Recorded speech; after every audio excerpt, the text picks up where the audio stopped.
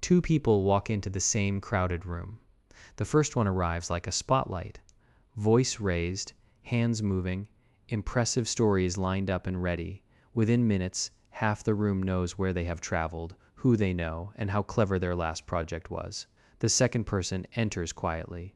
They do not dominate the conversation, but when someone talks to them, something subtle happens. Their attention locks in. They ask one sharp question. They remember a detail from earlier. The person speaking suddenly feels more interesting than usual, more worth listening to. Hours later, people still mention the second person because something about the interaction felt different. So, why does that happen? Why can the quieter person leave a stronger impression of charisma than the one who worked so hard to be impressive? Most of us grow up with a fuzzy definition of charisma, something you either have or do not. We mix it up with attractiveness and popularity, extroversion, confidence, dominance, and humor, or simply speaking loudly enough to fill a room. An entertaining person can hold attention for an entire evening and still leave no real connection behind. You remember the jokes. You do not remember the person. Charisma is not simply being noticed. Charisma is the feeling that an interaction changed temperature, that something in the social air shifted because of how that person made you feel. People who study social behavior often circle around three ingredients: presence, warmth, and perceived power. Presence is the simplest ingredient to describe and one of the hardest to fake. It means giving someone genuine, undivided attention. Not the polite nod while your mind drafts your next story, not the half listening when you're scanning the room. For someone more useful, real presence, you can hear it in conversation. A present person listens without constantly preparing their reply. They do not keep glancing past your shoulder. When they respond, the response fits what you actually said, not a nearby topic they already wanted to talk about. They remember small details, they allow pauses, they seem mentally and emotionally there. Humans are remarkably sensitive to this, but we feel when someone is half gone. We also feel when someone is fully with us. That feeling is rare enough that it stands out. Here is a familiar contrast. You're telling a story about a tough week. The distracted person smiles on cue, says, "Wow," and then jumps to their own similar story. Except it is bigger and more dramatic, and somehow about them, you leave feeling slightly emptied. Now the same story, different listener. They stay with you. They ask what part was hardest. They notice the detail you almost skipped. They do not rush to fix it or top it. For a few minutes, your week feels more real because someone treated it as real. That is presence. Charismatic people often make the other person feel more interesting, not by flattery, but by attention. Presence is not a staring contest. It is orientation, body, face, and mind pointed toward the person in front of you, with enough softness that they feel invited rather than examined. If presence says "I'm here," warmth says something else. "I like you, I accept you, or at least I am genuinely interested in you." Warmth travels through facial expression and vocal tone, emotional responsiveness, humor, and encouragement. And the way someone reacts to another person's feelings, it creates psychological safety, the sense that you can be a little more yourself without being punished for it. But warmth is not excessive agreeableness. It is not submission. It is not a permanent smile. Fake warmth collapses quickly. People sense the mismatch between the friendly face and the empty interest underneath. You can disagree and still be warm. You can say you see it differently without making the other person feel stupid. You can challenge an idea while protecting the person. That combination is surprisingly charismatic because it signals both care and honesty. Warmth is the social permission slip. It tells people that approaching you will not cost them dignity. Power, in this context, does not mean control, not wealth, not dominance theater. It means perceived confidence and competence, social security, or the sense that this person can affect their environment without constantly seeking permission. Charismatic power is often quiet, calm speech, clear statements, comfort with silence. Not over-explaining every opinion as if waiting to be corrected. Controlled movement, emotional stability, taking up space without apology, holding convictions without demanding that everyone else convert on the spot. Performative dominance tries to force respect. Quiet confidence often earns attention because it does not beg for it. There is a difference between a person who needs the room to confirm them and a person who seems internally settled. The first can look loud and still feel insecure. The second can speak softly and still feel solid. perceived power reassures people that the interaction has a center. Without it, warmth can become pleasing but forgettable.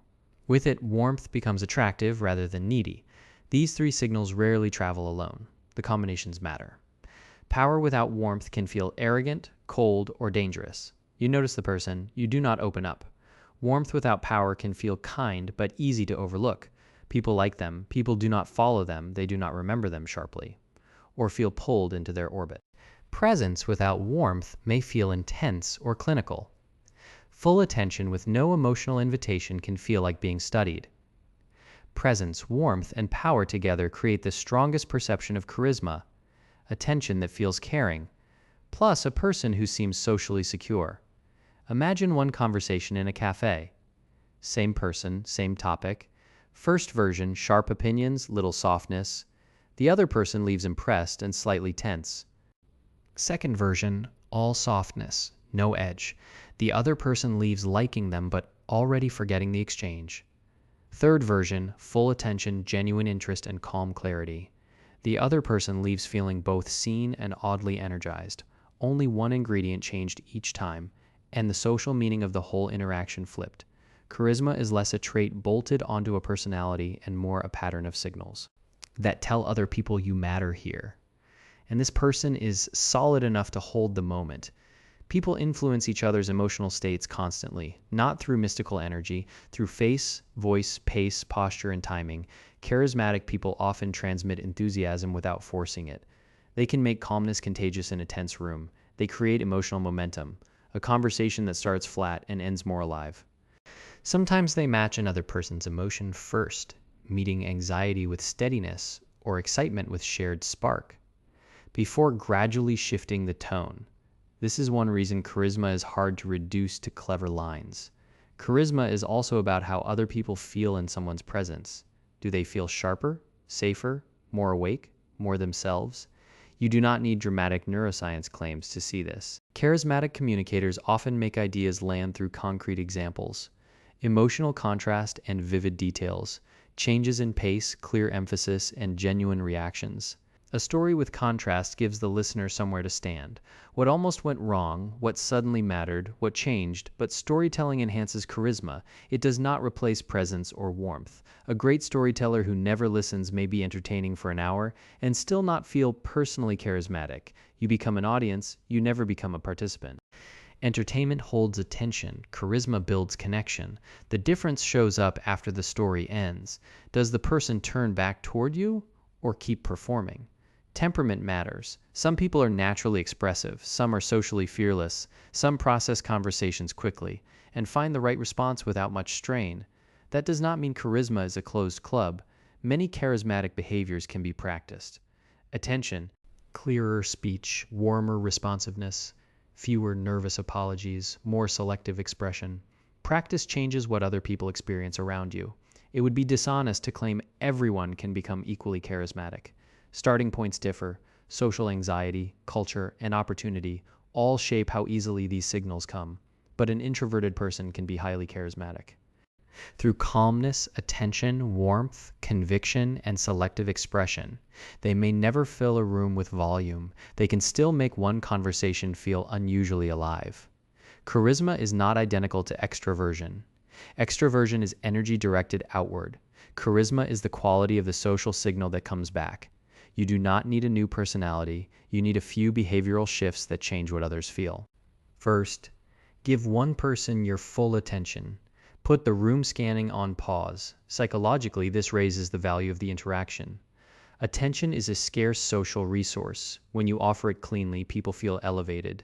Second, respond to what they actually said. Specific responses prove you were present. Generic replies prove you were waiting. The brain notices the difference instantly. Third, replace attempts to impress with genuine curiosity. Impressing asks, "How do I look?" Curiosity asks, "Who is this?" One makes the conversation about your status, the other makes the other person the interesting center.